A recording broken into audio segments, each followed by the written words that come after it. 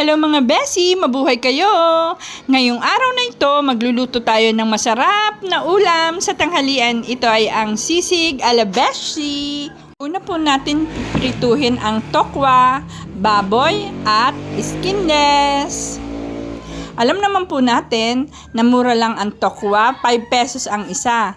Ang baboy po ay 1/8 lang ang binili ko, kaya 50 pesos. Skinless po, 25 pesos lang. Kung meron naman po kayong tira-tirang sa rep na baboy, pwede din po yun. Pakiprito na lang po.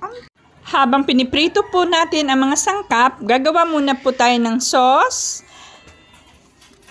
Unahin po natin ang mayonnaise. Mumurahin lang po yung binili kong mayonnaise. Mga 30 to 35 pesos lamang po yan, mga Beshi.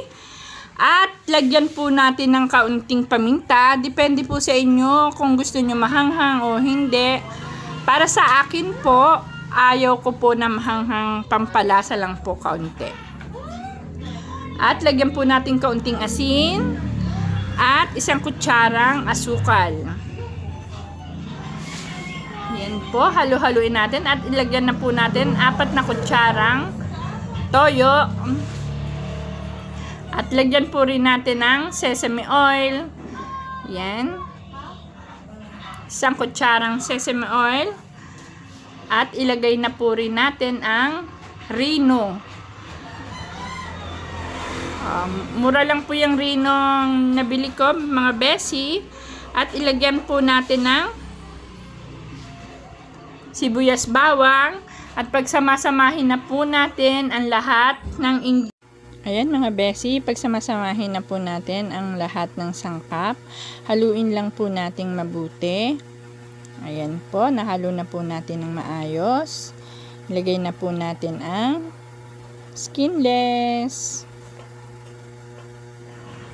Yes po, haluin po nating mabuti ang ating sauce. Tokwa at baboy. Sa ganon, para mahalo po natin ang lasa. Mabuti, mga Beshi.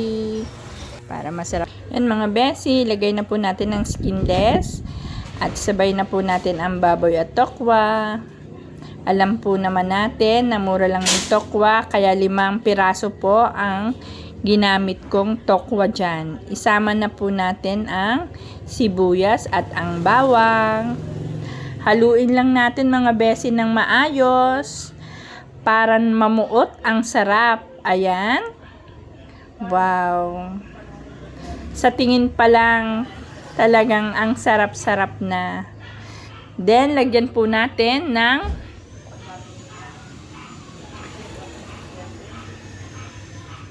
oyster sauce sa ibabaw. Yan. Tapos na po, kaya eto po, try po natin. Kain na po tayo, mga Beshi! Kung gusto nyo rin po itong lutuin, ilalagay ko po sa comment section ang mga ingredients. Murang-mura lang po ito. Mga 5 tao o 5 person po makakapag-ulam na nito.